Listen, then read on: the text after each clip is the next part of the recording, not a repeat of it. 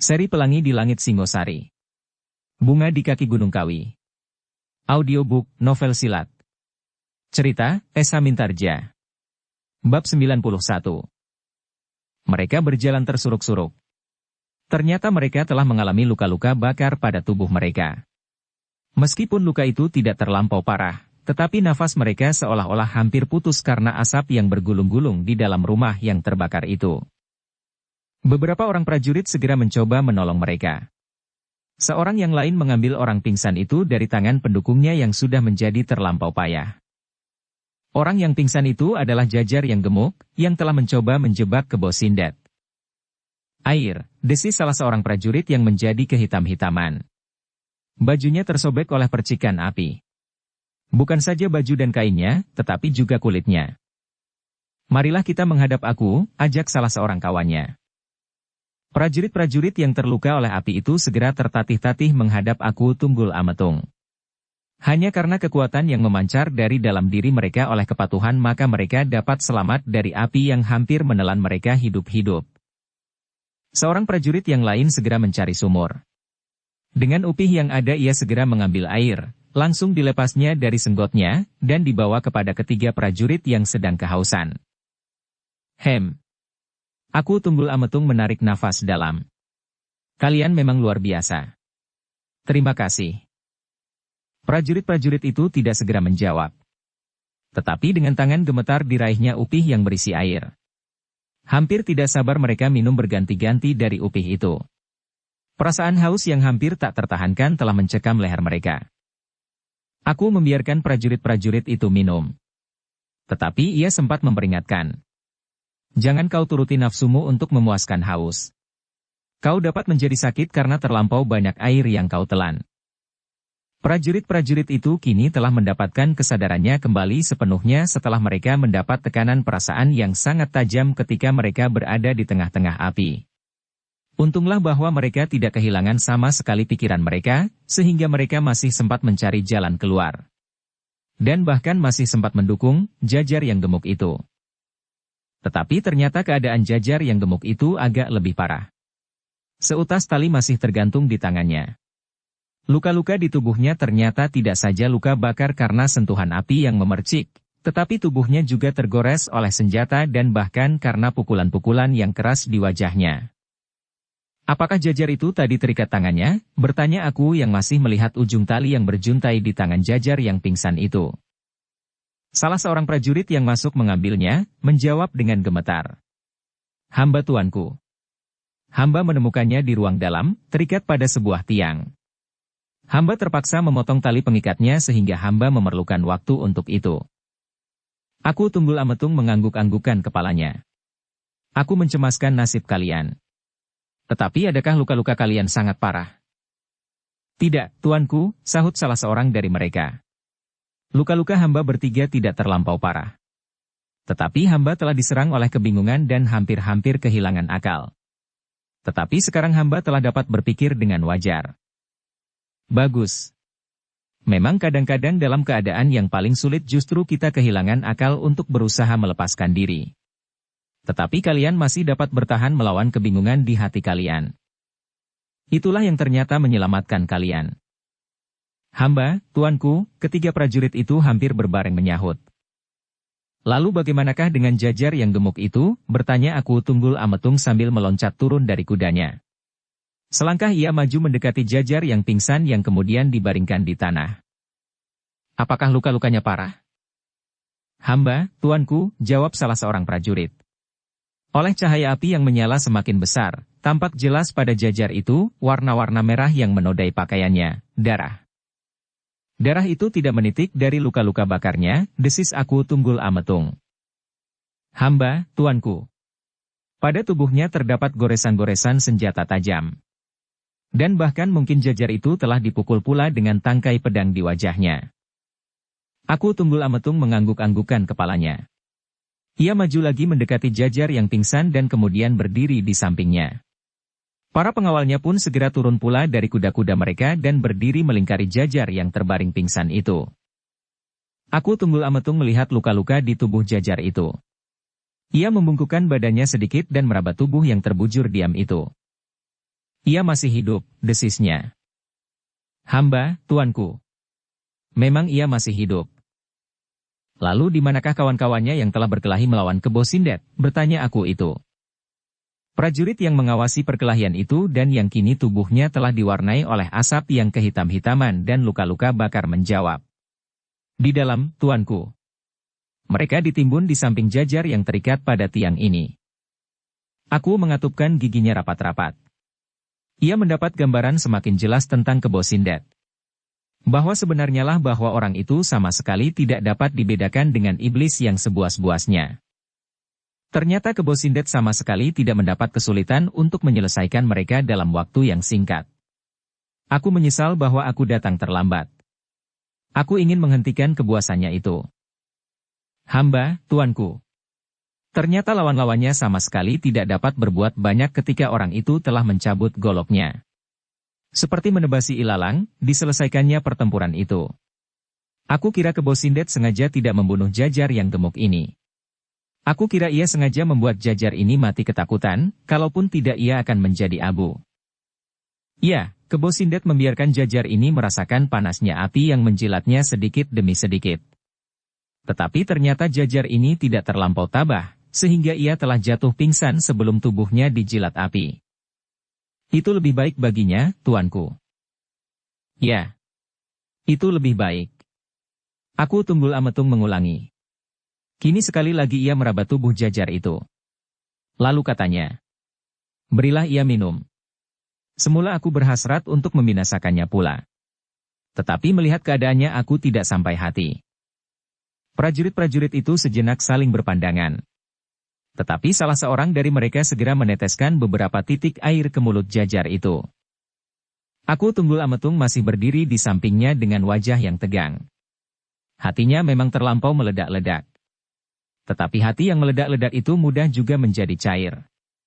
Ketika ia melihat wajah Jajar itu seputih mayat, tubuh yang dilukisi oleh jalur-jalur luka senjata tajam dan luka-luka bakar, maka ia menjadi iba. Aku itu membungkuk sekali lagi ketika ia melihat bibir Jajar itu bergerak. Kemudian ia melihat gerak lehernya. Agaknya Jajar itu telah mampu menelan butiran-butiran air yang membasahi kerongkongannya. Sejenak mereka yang mengelilingi Jajar itu menjadi tegang. Mereka seolah-olah tidak lagi memperhatikan keadaan di sekeliling mereka. Mereka seolah-olah sudah tidak lagi mendengar derak rumah Jajar yang terbakar itu. Mereka tidak menghiraukan lagi panas api yang menyentuh tubuh mereka. Dan mereka sama sekali tidak memedulikan tetangga-tetangga Jajar itu mengintip dari kejauhan dari sela-sela dinding rumah mereka. Ketika dada Jajar itu mulai bergerak, terdengar aku Tunggul Ametung berdesis. Ia masih hidup, ia mulai bergerak. Hamba, tuanku, sahut salah seorang prajurit tanpa berpaling. Juru taman itu telah benar-benar merampas segenap perhatian aku Tunggul Ametung dan para prajuritnya. Berilah ia air beberapa tetes lagi. Jangan terlampau banyak supaya apabila ia mendapat kesulitan untuk menelannya justru tidak menyumbat pernafasan. Hamba, tuanku. Aku harus sekali. Kemudian seorang prajurit telah meneteskan beberapa titik air ke mulut Jajar yang gemuk itu. Dan mereka melihat bibir itu bergerak-gerak dan kerongkongannya telah mulai menelannya pula. Ia akan segera sadar, gumam aku Tunggul Ametung. Dan ternyata Jajar itu sejenak kemudian menggerakkan kepalanya. Kemudian nafasnya mulai terasa semakin cepat mengalir. Ketika seorang prajurit sekali lagi meneteskan air di mulutnya, maka terdengar sebuah keluhan yang lambat sekali keluar dari mulut juru taman itu. Nah, desis seorang prajurit yang berjongkok di samping Jajar itu. Ia telah sadar. Ya, sahut yang lain. Perlahan-lahan Jajar itu membuka matanya. Perlahan-lahan pula dicobanya menggerakkan anggota tubuhnya. Tetapi sejenak kemudian ia menyeringai menahan sakit yang seolah-olah mencengkam segenap bagian tubuhnya. Jangan bergerak, berkata salah seorang prajurit. Jajar itu tiba-tiba membelalakan matanya. Dengan nanar dipandanginya orang-orang yang berada di sekitarnya. Lalu, tiba-tiba Jajar itu mencoba untuk bangkit. Tetapi tubuhnya masih terlampau lemah sehingga ia pun terjatuh lagi, terbaring di atas tanah. Jangan bergerak, seorang prajurit mencoba memperingatkan yang sekali lagi. Tetapi mereka yang berada di seputar Jajar itu terkejut ketika tiba-tiba saja Jajar itu berteriak. Apa katamu? Apakah kau mengancam? Para prajurit itu saling berpandangan. Tetapi mereka kemudian menangkap isyarat Aku Tunggul Ametung yang berdesis. Ia sedang mengigau. Tubuhnya terlampau panas. Dengan demikian maka para prajurit itu pun tidak berbuat apa-apa. Mereka juga tetap berdiam diri saja ketika mereka melihat Jajar itu menggeliat. Heh, katanya. Apakah kalian telah berhasil? Heh, apakah kalian telah berhasil? Tak ada seorang pun yang menjawab. Jajar itu mengerutkan keningnya. Ketika sekali lagi ia membelalakan matanya, maka para prajurit dan bahkan Aku Tunggul Ametung menjadi berdebar-debar. Mereka melihat sesuatu yang lain pada sorot mata Jajar yang gemuk itu. Tiba-tiba mereka dikejutkan oleh suara tertawa Jajar yang masih saja terbaring itu. Tetapi suara itu terputus oleh kata-katanya sendiri. Heh, di mana Kebo Sindet? Apakah kau Kebo Sindet? Kau mengancamku? Tak seorang pun yang menjawab. Dan Jajar itu berkata pula. Oh, ternyata kau bukan Kebo Sindet. Kau adalah anak-anak muda yang telah membantuku. Bagus. Kalian akan mendapat bagian kalian. Tetapi ingat, besok kalian harus membawa kawan-kawan lebih banyak lagi. Akulah yang akan membawa tebusan itu bersama 2 orang prajurit. Kalian harus membinasakan kedua prajurit itu dan melemparkannya ke parit. Jajar itu berhenti sejenak, lalu meledaklah suara tertawanya. 3 pengadek perhiasan itu akan jatuh ke tanganku. Oh, alangkah bodohnya Kebo Sindet dan permaisuri Ken Dedes itu. Alangkah bodohnya. Suara tertawanya kini meninggi. Bukankah Ken Dedes bersedia memberikan tebusan 3 pengadek? Tidak hanya 1 pengadek seperti permintaan Kebo Sindet. Suara tertawa Jajar yang gemuk itu semakin tajam membelah sepinya malam, di sela-sela derak rumahnya yang sedang terbakar. Tetapi Jajar itu sudah kehilangan kesadarannya. Ia sudah tidak dapat menyadari lagi bahwa rumahnya sudah hampir habis dimakan api. Ia sudah tidak memedulikan lagi ketika sisa-sisa bara rumah itu runtuh menimpa mayat-mayat yang sudah terbakar pula di dalam rumah itu. Jajar itu sama sekali sudah tidak dapat mencium bau wengur yang menusuk-nusuk hidung. Aku Tunggul Ametung berdiri saja seperti patung. Dadanya terasa menghentak-hentak mendengar igauan Jajar yang gemuk itu. Perasaan iba dan kasihannya sedikit demi sedikit terhalau dari hatinya yang meledak-ledak, seperti rumah Jajar itu yang sedikit demi sedikit musnah menjadi abu. Apalagi ketika ia mendengar Jajar itu berkata terus di dalam kegilaannya. Ayo, siapkan kawan-kawanmu. Aku akan menjadi kaya raya. Aku akan menjadi seorang yang paling kaya di Kediri kecuali Tunggul Ametung dan Maharaja Kediri. Aku akan memiliki tanah seluas tanah perdikan yang besar. Kalian adalah pengawal-pengawalku yang setia dan baik. Kalian akan aku pelihara seperti seekor anjing penjaga. Aku akan selalu menyediakan tulang-tulang untuk kalian supaya kalian tidak menggigit aku sendiri. Jajar itu tertawa terus. Suaranya meninggi membelah sepinya malam. Namun ternyata Aku Tunggul Ametung itu menjadi muak. Tiba-tiba saja ia membentak keras-keras sehingga para prajurit pun menjadi terkejut pula karenanya. Diam! Diam jurutaman yang gila! Ternyata kau adalah pengkhianat yang paling licik. Suara tertawa Jajar itu mereda. Ia mencoba memandangi orang yang berdiri di sampingnya. Namun tiba-tiba ia mencoba bangkit sambil berteriak. Heh, kaukah Kebo Sindet itu? Tetapi sekali lagi Jajar itu jatuh terbaring di tanah. Aku berdiri membeku di tempatnya, sedang para prajurit pun menjadi terpukau oleh sikap Jajar yang gemuk itu. Mereka melihat Jajar itu membelalakan matanya. Menggeretakkan giginya sambil menggeram. Tetapi sejenak kemudian ia tertawa. Oh, aku kira kau adalah Kebo Sindet atau hantunya yang keluar lagi dari api neraka.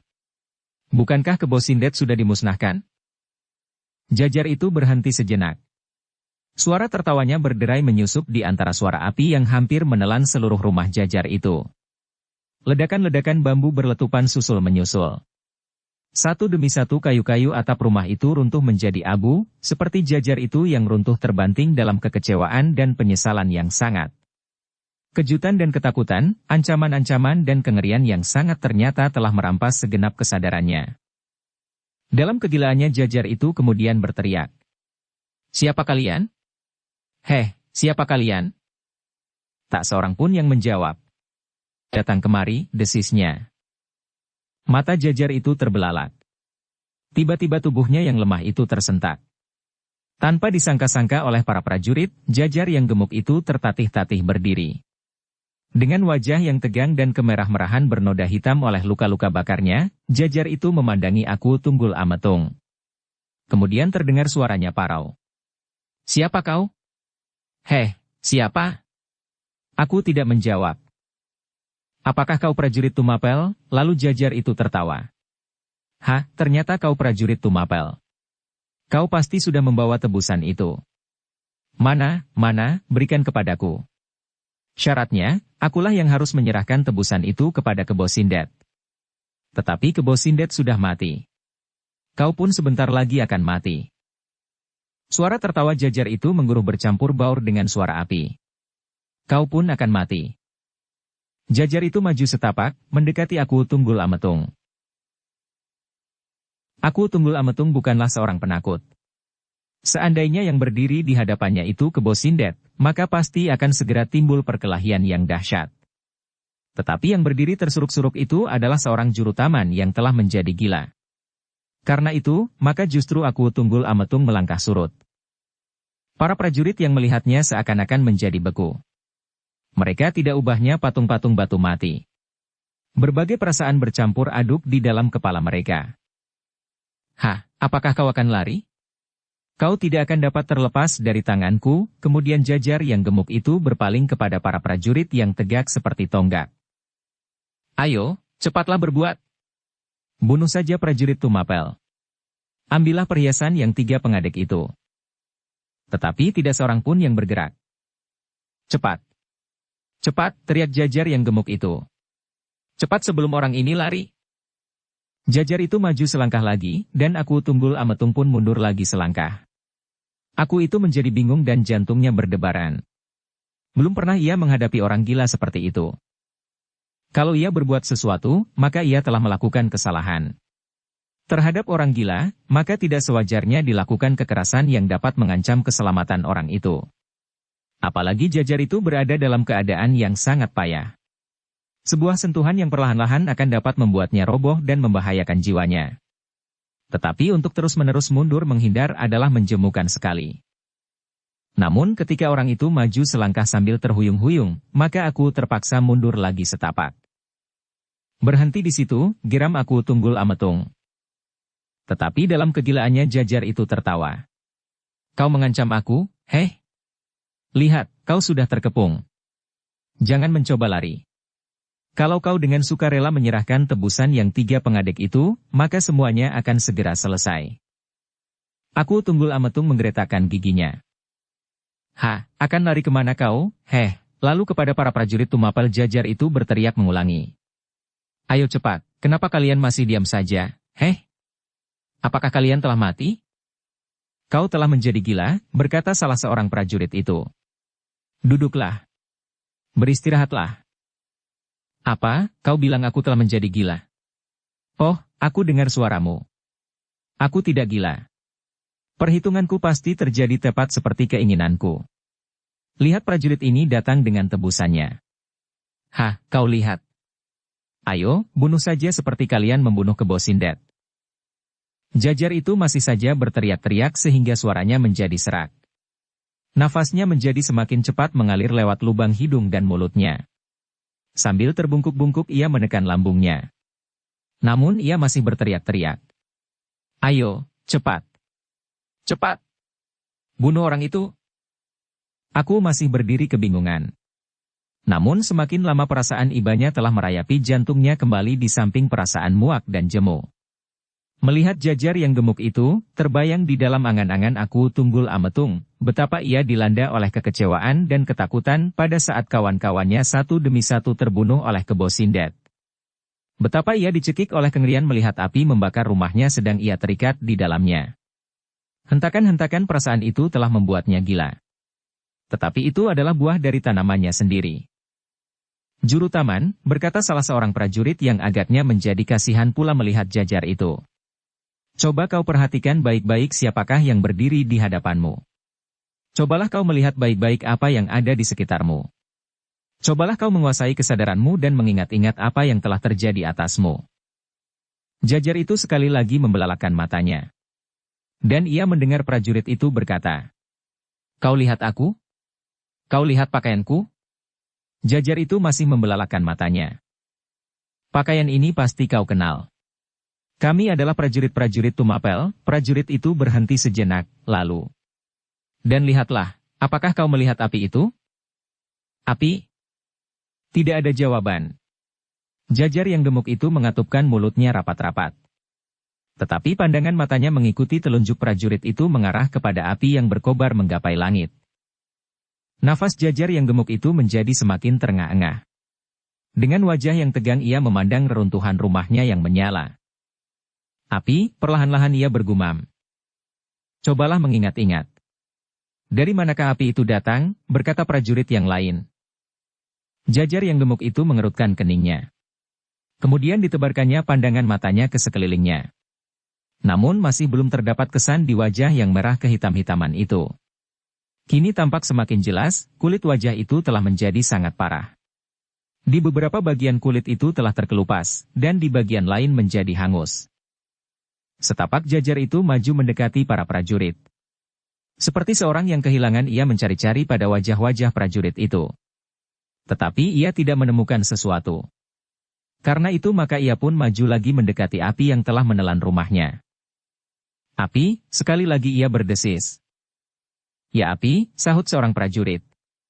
"Kau masih dapat mengenal bahwa yang menyala itu api." Jajar itu tiba-tiba saja mengangguk-anggukan kepalanya. "Ah, api. Api. Nah, kau sudah hampir menemukan kesadaranmu kembali." Jajar itu kemudian berdiri mematung. Dipandanginya api itu. Lama sekali ia berdiri tegak sambil memandangi api yang sedang menari-nari. Lama sekali.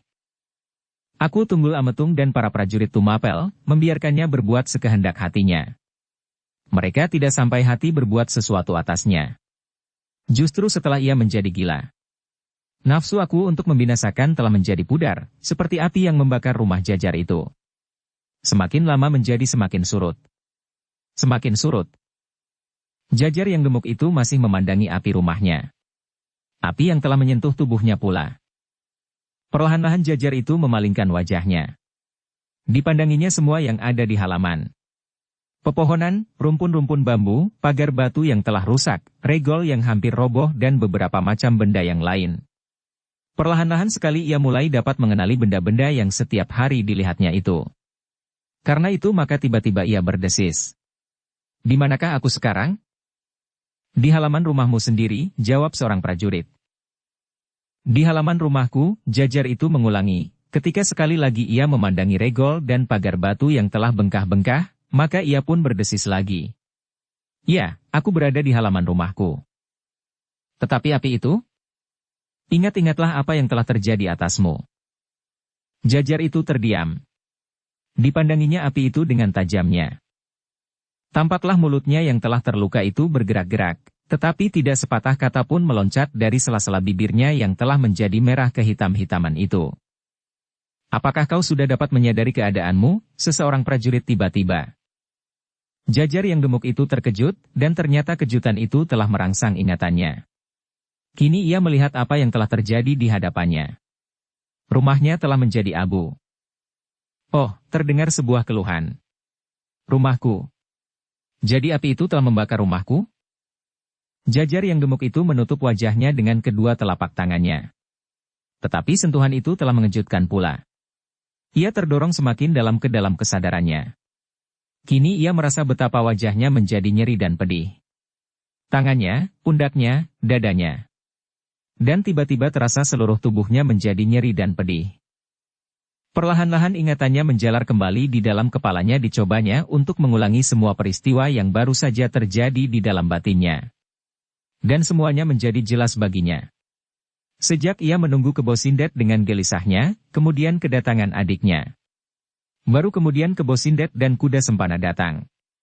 Perkelahian yang memang sudah direncanakannya segera berkobar.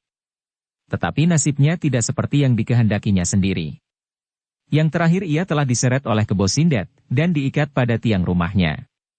Ia masih melihat sekejap api yang menyala di sudut rumahnya itu. Ia masih sempat berteriak-teriak sekuat-kuat dapat dilakukannya. Tetapi tetangganya tidak seorang pun yang berani keluar rumah. Sedang api semakin lama menjadi semakin besar. Kengerian yang sangat telah membuatnya pingsan. Para prajurit Tumapel dan Aku Tunggul Ametung melihat bahwa Jajar itu berangsur-angsur mendapatkan kesadarannya kembali. Mereka membiarkan Jajar itu berdiri diam sambil menjelajahi peristiwa-peristiwa yang baru saja terjadi di dalam ingatannya. Perlahan-lahan mereka melihat Jajar itu memalingkan wajahnya, memandangi para prajurit yang kini berdiri mematung. Jajar itu melihat berpasang-pasang mata memandangnya dengan tajam. Perlahan-lahan ia dapat mengenali pakaian-pakaian yang dikenakan oleh orang-orang itu. Ternyata mereka sama sekali bukan anak-anak muda yang telah diajaknya menjebak ke Bos Sindet. Sebuah ingatan yang ngeri telah menyengat hati Jajar yang gemuk itu. Anak-anak muda kawan-kawan adiknya itu satu demi satu mati terbunuh. Mereka telah menjadi umpan senjata ke Bos Sindet dalam keadaan yang mengerikan. Ternyata senjata ke Bos Sindet sama sekali tidak memilih tempat untuk hinggap. Anak itu telah mati dan dilemparkan ke dalam rumah itu pula bersama adikku. Jajar itu bergumam lambat sekali. Kalau begitu, mata Jajar itu sekali lagi terbelalak. Mereka adalah prajurit-prajurit Tumapel. Jajar itu kini berdiri tegak seperti patung. Dipandanginya para prajurit Tumapel itu dengan wajah yang tegang. Semakin lama semakin jelas baginya, bahwa yang dihadapannya itu memang prajurit-prajurit Tumapel. Tubuh Jajar yang lemah itu menjadi semakin gemetar. Perasaannya yang terpecah-pecah semakin lama menjadi semakin mengendap, dan kesadarannya pun menjadi semakin wajar.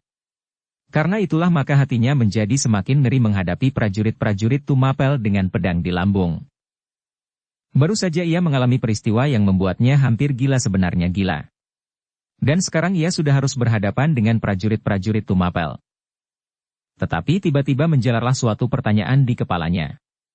Bukankah aku sudah hampir mati di dalam rumah yang terbakar itu? Bukankah Bos Sindet telah mengikatkan dan mencoba membakar aku hidup-hidup? Tetapi kenapa aku sekarang berada di sini di antara para prajurit Tumapel? Pertanyaan itu telah menghentak-hentak dada juru taman itu, sehingga akhirnya ia tidak dapat menahannya lagi. Tetapi bukankah aku sudah hangus dimakan api? Salah seorang prajurit itu menjawab. Lihat ketiga prajurit ini. Mereka ikut terluka bakar karena berusaha menolongmu. Oh, Jajar itu terhenyak ke dalam suatu keadaan yang tidak dimengertinya. Prajurit-prajurit itu telah menolongnya. Apakah mereka tidak tahu apa yang akan aku lakukan atas mereka yang akan mendapat tugas mengantarkan tebusan itu? Jajar itu bertanya di dalam hatinya, tetapi yang terucapkan adalah, terima kasih. Buat apa sebenarnya kalian melepaskan aku dari api itu? Para prajurit itu tidak menjawab. Tetapi hampir serentak mereka berpaling memandang Aku Tunggul Ametung yang berdiri di sisi mereka. Jajar yang gemuk itu pun ikut pula memandang ke arah orang yang berdiri di ujung itu. Bayang-bayang para prajurit yang berdiri berjajar, telah menghalangi pandangannya untuk mengenal orang itu dengan baik. Apalagi keadaan tubuhnya yang lemah, dan bahkan otaknya yang belum waras sama sekali, tidak segera memperkenalkannya kepada orang itu. Tetapi kini ia menjadi semakin jelas. Orang yang berdiri di ujung dari deretan para prajurit itu memakai pakaian yang agak berbeda, meskipun juga pakaian keprajuritan. Tiba-tiba Jajar itu berdesis lambat. Siapakah orang itu? Seorang prajurit yang berdiri paling dekat dengan Jajar itu bertanya lirih. Apakah kau belum mengenalnya? Jajar itu mencoba menajamkan pandangannya. Lamat-lamat ia melihat wajah itu. Semakin lama semakin jelas. Dan tiba-tiba saja ia meloncat maju sambil menyebut nama itu. Tuanku, tuanku Aku Tunggul Ametung. Tetapi tubuh Jajar itu sudah terlampau lemah. Ia sudah tidak cukup kuat untuk melangkah sampai ke hadapan Aku Tunggul Ametung untuk kemudian berjongkok menyembah. Ia sudah tidak mampu lagi menahan keseimbangan tubuhnya, sehingga ketika kakinya terayun selangkah, maka Jajar yang gemuk itu pun terbanting jatuh di tanah. Beberapa orang prajurit serentak berusaha menahannya, tetapi Jajar itu telah terjerembab jatuh. Namun meskipun demikian masih terdengar ia berkata hampir merengek. Ampun tuanku. Ampunkan hamba. Tunggul Ametung memandanginya dengan dahi yang berkerut-merut. Namun ia masih berdiri di tempatnya. Ampunkan hamba tuanku, terdengar lagi suara Jajar itu mohon belas kasihan. Hamba telah berkhianat, tuanku. Tetapi ternyata hamba telah menerima hukuman atas pengkhianatan itu. Aku Tunggul Ametung berdesis lambat. Apakah yang sebenarnya akan kau lakukan? Menipu Kebo Sindet dan menjebaknya. Kemudian menjebak para prajurit yang mengantar hamba besok menyerahkan tebusan. Sebab sebenarnya Kebo Sindet sama sekali tidak setuju dengan usul Tuanku Permaisuri untuk menerima tebusan dan membawa Mahisa Agni bersamanya. Namun ketidaksediaannya itu telah menumbuhkan niat jahat di kepala hamba, kata Jajar itu terputus-putus di kerongkongan. Aku Tunggul Ametung sama sekali tidak terkejut mendengar keterangan Jajar itu. Ia sudah menduga, dan ternyata dugaannya itu tepat. Kini, Jajar itu masih berkata di antara nafasnya yang semakin memburu.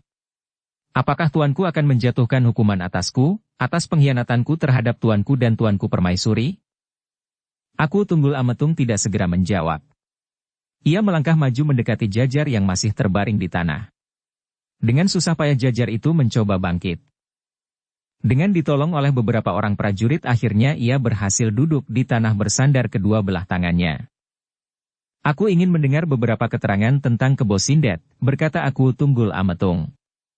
Apakah benar ia tidak bersedia membawa Mahisa Agni? Hamba, tuanku. Aku harus sekali. Terdengar aku Tunggul Ametung itu menggeram. Kau memang bodoh. Bodoh sekali. Kau tidak dapat menilai siapakah yang sedang kau hadapi. Jajar itu tidak menjawab. Jangan jalan, setan alas. Apakah kau tidak dapat mempergunakan otakmu, hai Jajar yang bodoh? Bukankah dengan demikian Kebo Sindet akan menjadi semakin buas? Tetapi adalah lebih baik bahwa ia masih hidup. Sebab dengan demikian aku masih ada kesempatan berurusan dengan iblis itu.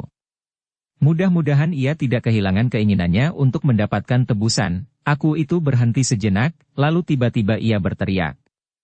Kaulah yang gila. Kau telah merusak semua rencana untuk menyelamatkan Mahisa Agni, dan sekaligus membinasakan iblis yang biadab itu. Jajar itu tidak segera menjawab. Tetapi tubuhnya yang gemetar menjadi semakin gemetar. Nafasnya menjadi semakin deras berkejaran di dadanya. Tetapi suara aku kemudian menurun. Memang sudah tidak ada gunanya aku membunuhmu.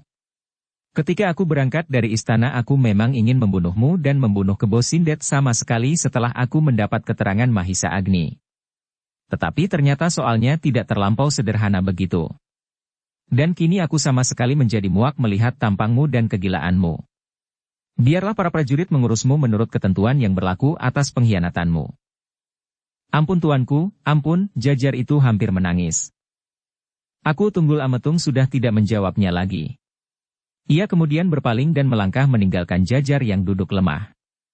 Api yang menelan rumah Jajar itu sudah kian mereda meskipun masih juga meronta-ronta ke udara. Sejenak aku Tunggul Ametung berdiri tegak memandang api yang kemerah-merahan. Ia tidak segera dapat memutuskan apakah yang akan dilakukannya. Ia harus berpikir lagi dan menyusun rencana dari permulaan sekali. Jajar yang gemuk yang terduduk lemah di atas tanah itu menjadi bingung dan cemas.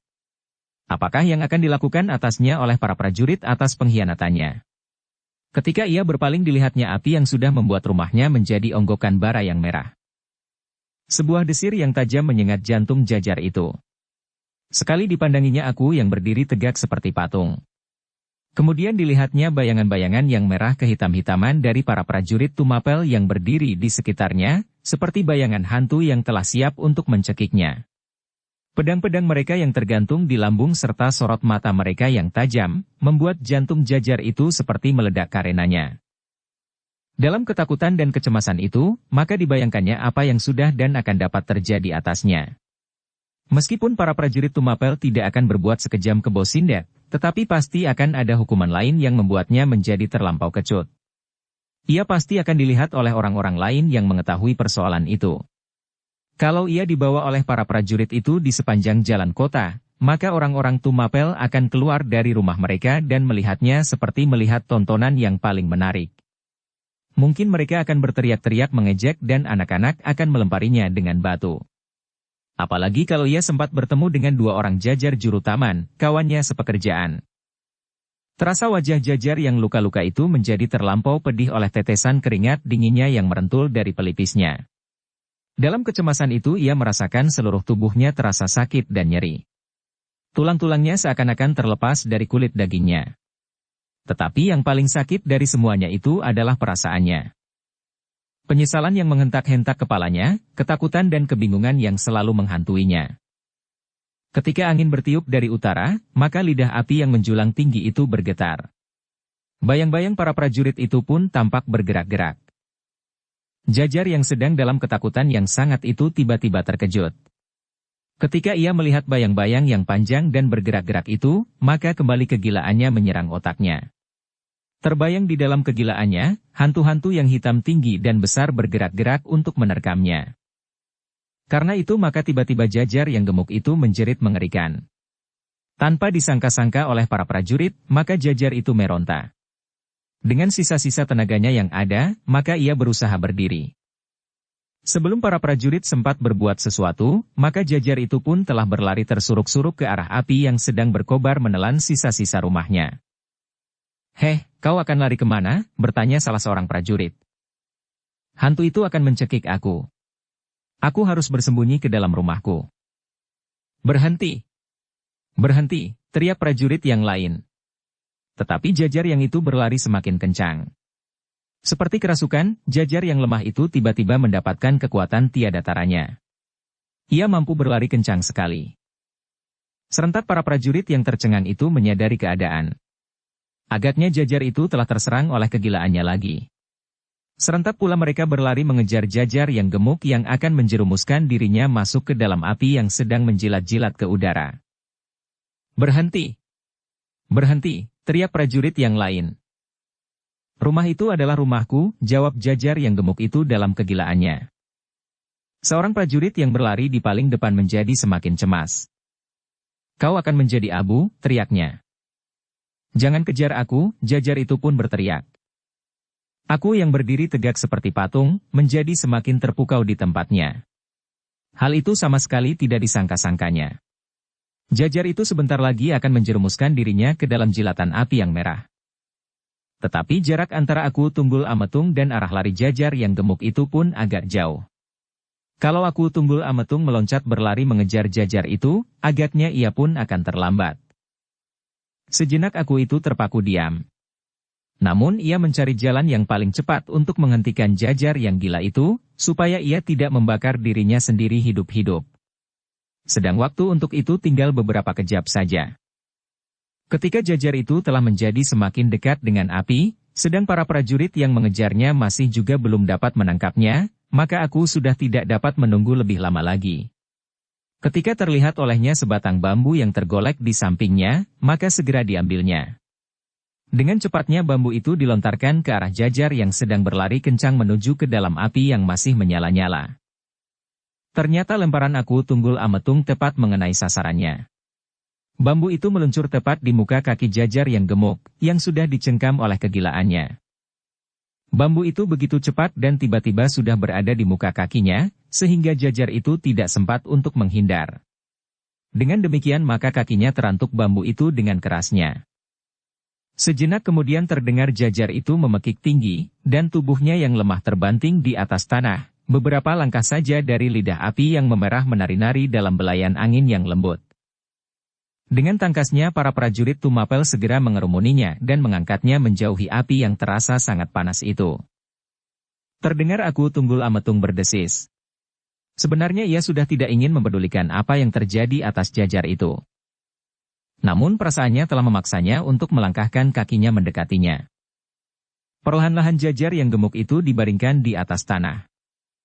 Sedang para prajurit itu pun segera berjongkok di sampingnya. Ketika aku tiba pula di tempat itu, dan berdiri di arah kepalanya, maka tiba-tiba seorang prajurit berdesis. "Ia telah pergi tuanku." "Heh, aku itu terperanjat. Apa katamu? Juru taman ini telah meninggal." "Mati?" hampir tidak percaya aku atas telinganya. "Hamba tuanku." Suatu hentakan yang sangat mengejutkan telah menghentikan sama sekali detak jantungnya yang lemah. Wajah aku tiba-tiba menegang. Sejenak kemudian terdengar ia berdesis. "Bukan maksudku membunuhnya. Aku hanya ingin mencegah supaya ia tidak meloncat ke dalam api dan membakar dirinya sendiri hidup-hidup." "Hamba tuanku. Ku Tunggul Ametung." Tetapi orang itu mati. Tu semakin keras berteriak. Bukan karena sebab terakhir itu tuanku. Memang tubuhnya telah terlampau lemah. Aku Tunggul Ametung mengangguk-anggukkan kepalanya. Namun ia masih bergumam. Aku kehilangan kesempatan untuk menangkap Kebo Sindet. Kalau Kebo Sindet berusaha menghubungi aku atau Ken Dedes lagi, maka kesempatan itu betapapun kecilnya akan aku dapatkan. Tetapi bagaimana kalau Kebo Sindet menjadi mata gelap dan langsung berbuat sesuatu atas Mahisa Agni? Tidak seorang pun dari para prajurit yang dapat menjawabnya. Mereka seolah-olah terbungkam. Hanya mata mereka sajalah yang berkeredipan, memandangi mayat Jajar yang gemuk yang masih terbujur di hadapan mereka. Para prajurit itu terkejut ketika mereka mendengar tiba-tiba saja aku itu berkata lantang. Bodoh. Juru taman itu memang bodoh. Lalu, Kebo Sindet itu harus binasa supaya daerah Tumapel menjadi aman. Dan sebelum para prajurit itu menyadari keadaan mereka, aku itu berkata, kita kembali ke istana. Kita siapkan sepasukan prajurit pilihan. Kita akan mencari Kebo Sindet di sarangnya. Beberapa orang prajurit saling berpandangan. Namun salah seorang dari mereka masih sempat bertanya. Lalu bagaimana dengan mayat Jajar ini, tuanku? Aku Tunggul Ametung tertegun sejenak. Lalu katanya, bawalah. Uruslah dan besok kuburkanlah. Prajurit itu tidak menyahut lagi. Mayat Jajar yang gemuk itu segera diangkatnya dan kemudian diletakkannya di atas punggung kudanya. Ketika para prajurit itu melihat aku sudah meloncat ke atas punggung kudanya, maka mereka pun menjadi bergegas-gegas pula berloncatan ke atas punggung kuda masing-masing. Tetapi ketika kuda-kuda itu sudah mulai bergerak, seorang prajurit berkata, heh, aku tidak mempunyai tunggangan. Prajurit itu adalah prajurit yang bertugas mengintai perkelahian antara Kebo Sindet dan anak-anak muda yang menjebaknya. Marilah, kita berdua, sahut salah seorang prajurit yang sudah berada di atas punggung kuda. Prajurit itu pun segera meloncat pula. Tubuhnya yang tersentuh api masih terasa pedih. Namun ia sudah tidak sempat lagi mengeluh. Kuda yang dinaikinya itu pun segera berlari pula di belakang kuda-kuda yang telah mendahuluinya. Ternyata aku yang sedang dibakar oleh kekecewaan itu telah jauh mendahului mereka. Kedua pengawal utamanya dengan susah payah mengejarnya dan berpacu dekat di belakangnya. Ketika prajurit yang membawa mayat Jajar yang gemuk itu berpaling, maka masih dilihatnya warna merah tersangkut di ujung pepohonan. Tetapi api sudah menjadi semakin surut. Sementara itu, dua orang lain sedang berpacu pula keluar kota Tumapel. Setelah mereka mengambil kuda mereka dari tempat persembunyiannya, maka segera mereka melarikannya sekencang angin. Derap kakinya terdengar gemeretak memecah sepi malam. Semakin lama semakin jauh, langsung menyusup ke dalam gelapnya malam menyusur jalan persawahan. Meskipun angin malam yang basah menyentuh tubuh mereka, tetapi keringat mereka seolah-olah terperas dari seluruh tubuh. Di lambung mereka tersangkut senjata-senjata mereka yang masih basah oleh darah yang berwarna merah segar. Bukan saja senjata mereka, tetapi juga pakaian mereka, dan bahkan tubuh mereka. Bukan darah yang mengalir dari luka mereka sendiri, tetapi darah yang terpercik dari lawan-lawan mereka yang sudah mereka binasakan. Kedua orang itu adalah Kebo Sindet dan Kuda Sempana. Hampir tanpa berpaling mereka berpacu meninggalkan kota Tumapel, kembali ke sarang mereka di tengah-tengah rawa-rawa kemundungan. Wajah-wajah mereka masih membayangkan ketegangan hati dan kejemuan yang hampir meledak. Sekali-sekali masih terdengar Kebo Sindet menggeram. Namun Kuda Sempana mengatupkan mulutnya rapat-rapat. Setan itu terlampau licik, terdengar kemudian suara Kebo Sindet memecah sepinya malam. Kuda Sempana tidak segera menjawab. Dengan sudut matanya ia memandangi wajah Kebo Sindet. Tetapi wajah itu hampir seperti yang setiap hari dilihatnya. Beku. Namun ketika kilat meloncat di langit, Kuda Sempana melihat di dahinya masih membayang beberapa goresan yang bagi Kebo Sindet telah cukup jelas membayangkan hatinya yang bergolak dalam ketegangan. Ternyata loncatan kilat itu telah menyentuh hati Kebo Sindet yang keras, sekeras batu akik. Kilat itu telah mengingatkannya kepada bendungan yang tengah diselesaikan oleh Ken Arok, orang-orang Panawijen dan prajurit-prajurit Tumapel. Kemudian ingatannya segera hinggap kepada orang yang selama ini disimpannya, Mahisa Agni. Nasibnya memang terlampau jelek, desis Kebo Sindet itu tiba-tiba. Kini kuda sempana benar-benar berpaling memandanginya. Ia masih menganggap Kebo Sindet itu berkata tentang jajar yang gemuk, yang telah diikatnya pada tiang rumahnya yang sedang terbakar, tetapi ternyata Kebo Sindet meneruskan. Aku hampir kehilangan kesabaran. Aku kira aku sudah tidak perlu lagi memeliharanya terlampau lama seperti memelihara seekor kucing yang tidak berarti apa-apa bagiku. Baru kuda sempana tahu bahwa yang dimaksud itu adalah Mahisa Agni. Tetapi kuda sempana masih tetap membisu. Sesaat kemudian ia mendengar Kebo Sindet itu berkata pula. Apakah kau masih akan mencoba lagi kuda sempana, setelah kita dihinakan sedemikian menyakitkan hati oleh seorang jajar yang paling sombong di seluruh dunia? Kebo Sindet berhenti sejenak. Seorang yang merasa mampu melawan Kebo Sindet hanya bersama dengan 9 atau 10 orang saja. Sebenarnya hukuman jajar itu masih terlampau ringan. Aku seharusnya membuatnya menjadi tepung. Mencincangnya dan membiarkan mayatnya di perapatan. Terasa bulu tengkuk kuda sempana meremang. Anak muda itu tidak dapat mengerti perasaan apa yang telah tergores di dinding hatinya. Ia sama sekali bukan seorang yang cengeng. Tetapi mendengar kata-kata Kebo Sindet itu terasa kengerian menyentuh perasaannya. Bagaimana? Kebo Sindet mendesak. Kuda sempana menggelengkan kepalanya. Ia sudah tidak ingin lagi menyeret seseorang ke dalam bencana dengan kesempatan-kesempatan yang dapat diberikannya untuk memeraskan Dedes. Jajar gemuk itu pun ternyata telah ditelan oleh pamrihnya yang berlebih-lebihan seperti orang-orang yang lain. Bahkan jajar ini telah berbuat terlampau gila, melampaui semua orang yang telah pernah dihubunginya. Apakah kau sudah kehabisan akal? Bertanya Kebo Sindet pula. Dengan suara paruh akhirnya kuda sempana menjawab. Ya. Aku sudah tidak tahu lagi jalan yang dapat kita tempuh. Kebo Sindet menggeram. Bagus. Kalau demikian maka hanya ada satu cara. Langsung menemui permaisuri itu, atau membinasakan saja Mahisa Agni. Tidak ada gunanya lagi membiarkannya hidup. Tetapi permaisuri yang terlampau kikir itu harus dapat mengetahui apa yang telah terjadi atas kakaknya. Biarlah ia tersiksa seperti Mahisa Agni pula meskipun bukan tubuhnya. Kuda sempana mengerutkan keningnya. Terasa sebuah desir yang tajam di dalam dadanya. Semakin cepat Kebo Sindet menyelesaikan Mahisa Agni, maka ia pun akan semakin cepat tidak diperlukannya lagi. Kuda sempana sudah dapat membayangkan apa yang akan terjadi atasnya apabila ia sudah tidak diperlukan lagi. Mungkin ia akan dibunuh bersama-sama Mahisa Agni, atau mungkin dengan cara lain. Tetapi, kuda sempana masih mendengar Kebo Sindet itu berkata. Hampir sudah tidak ada harapan lagi untuk dapat menghubungi permaisuri. Aku tidak mau terjebak untuk yang kesekian kalinya. Aku sudah terlampau bermurah hati untuk menunda kematian Mahisa Agni. Kebo Sindet berhenti sejenak, lalu. Kuda sempana. Bukankah kau telah banyak menyadap ilmu dari kemundungan di samping ilmu gurumu sendiri? Kau seharusnya telah menjadi lebih perkasa. Aku mengharap kau akan mampu membunuh Mahisa Agni dalam suatu perkelahian yang menentukan. Apalagi Mahisa Agni kini sudah menjadi semakin lemah. Kau akan mendapat banyak kesempatan untuk membalas sakit hatimu. Apakah kau ingin berbuat demikian? Sekali lagi dada kuda sempana berdesir. Kali ini menjadi semakin tajam. Ia tahu benar maksud Kebo Sindet dengan kata-katanya itu. Ia akan menjadi tontonan yang sangat menarik bagi Kebo Sindet itu. Ia harus berkelahi melawan Mahisa Agni. Tetapi ia menyadari apakah yang akan terjadi pada akhir dari perkelahian itu. Siapapun yang menang dan siapapun yang kalah. Bagaimana?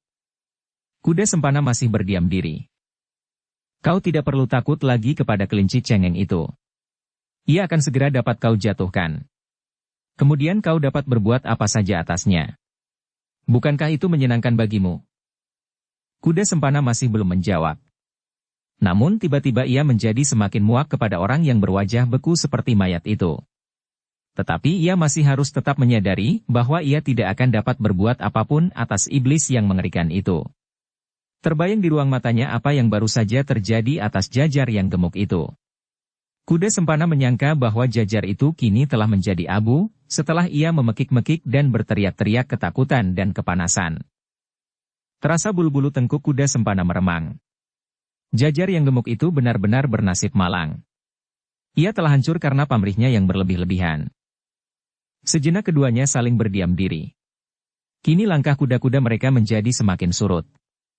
Mereka telah berada di luar kota Tumapel, di antara pategalan yang hijau kehitam-hitaman di malam hari. Ketika tanpa dikehendakinya sendiri kuda sempana mengangkat wajahnya menengadah ke langit, maka dilihatnya awan yang hitam melapisi cahaya bintang yang bergayutan di udara. Kuda sempana itu berpaling ketika ia mendengar Kebo Sindet berkata, "Kau harus melakukannya, kuda sempana. Kau harus melepaskan dendammu supaya tidak membara di dada dan membakar jantungmu sendiri. Kau akan mendapatkan gairah hidupmu kembali apabila kau telah berhasil melepaskan sakit hatimu. Selama ini aku melarangmu untuk membunuhnya karena aku mengharap Mahisa Agni akan dapat mendatangkan keuntungan yang tidak sedikit. Tetapi ternyata permaisuri itu terlampau kikir, dan orang-orang yang telah menghubunginya adalah orang-orang yang terlampau tamak. Karena itu apabila aku tidak merubah pikiranku karena aku menemukan jalan yang baik dengan tiba-tiba, maka kau harus melakukannya. Kita bawa Mahisa Agni itu ke Tumapel. Dan kau dapat membunuhnya di tempat yang pasti akan diketemukan oleh prajurit-prajurit Tumapel, sehingga dengan demikian berita kematiannya akan menyiksa perasaan permaisuri." Kuda sempana masih membisu. Namun dadanya menjadi semakin berdentangan dilanda oleh kebencian yang tiba-tiba saja memuncak. Tetapi ia tidak dapat berbuat apa-apa. "Apakah kau sedang memikirkan cara yang sebaik-baiknya untuk membunuhnya?" bertanya Kebo Sindet karena kuda sempana masih saja berdiam diri. "Pikirkanlah cara itu." Kuda sempana tetap dalam kediamannya. "Apakah kau takut?" bertanya Kebo Sindet kemudian. "Benar? Kau sedang ketakutan?" tanya salah seorang prajurit. Kuda sempana tidak dapat terus-menerus berdiam diri. Karena itu maka ia menjawab, "Tidak. Aku tidak pernah merasa takut kepada siapapun." Wajah Kebo Sindet yang beku masih tetap membeku. Tetapi jawaban kuda sempana itu tidak menyenangkannya. Meskipun demikian dibiarkannya saja kuda sempana melepaskan segala macam perasaannya seandainya diingininya. Di dalam hati Kebo Sindet berkata, "Kau memang sudah tidak berguna lagi bagiku. Memang sebaiknya kau sajalah yang membunuh Mahisa Agni. Kemudian kau pun akan mati pula seperti orang-orang lain yang sudah tidak dapat memberikan arti apa-apa lagi bagiku." Kini mereka sekali lagi terbenam ke dalam kediaman. Masing-masing sedang menjelajahi angan-angan sendiri. Kuda sempana yang sedang diganggu oleh perasaan muak dan benci itu hampir tidak dapat berpikir lagi, apa yang sebaiknya dilakukan. Tetapi Kebo Sindet sedang memikirkan hal yang sangat baik baginya. Ia akan dapat mengadu kedua anak muda itu seperti menyabung ayam. Keduanya pasti menyimpan dendam yang membara di dalam dada masing-masing. Perkelahian di antara keduanya pasti akan merupakan perkelahian yang sangat menyenangkan. "Sayang, Wong Sarimpat tidak dapat ikut melihat tontonan yang sangat menarik ini," katanya di dalam hatinya. Kalau ia masih sempat, maka ia akan menjadi sangat bersenang hati. Mungkin ia akan melihat perkelahian ini dengan cambuk di tangan. Kebo Sindet berpaling ke arah kuda sempana. Dilihatnya wajah anak muda itu pun seakan-akan telah membeku pula. Ia harus diajar untuk menyadari dirinya, gumam Kebo Sindet di dalam hati pula lalu tiba-tiba, seolah-olah terlonjak di dalam dadanya. "Aku pun harus menggenggam cambuk. Aku harus melihat seolah-olah dua ekor cengkerik sedang beradu. Aku harus menjaga keseimbangan mereka, sehingga perkelahian itu akan menjadi sangat ramai." Ia kini menemukan suatu permainan yang baginya akan sangat menyenangkan. Mereka tidak perlu segera mati. Mereka harus tetap dipelihara. Mungkin aku dapat mempertontonkannya di rumah-rumah perjudian. Kebo Sindet itu tertawa di dalam hatinya, meskipun wajahnya sama sekali tidak menunjukkan kesan apapun. Sekali-sekali ia masih berpaling memandangi wajah kuda sempana yang acuh tidak acuh. Namun Kebo Sindet itu sudah tidak terlampau sering berbicara lagi. Ia lebih senang berangan-angan tentang perkelahian antara kedua anak muda yang akan dipakainya sebagai ayam sabungan. Bersambung ke bab 92. Dukung kami dengan subscribe, follow, like, komen dan share. Terima kasih.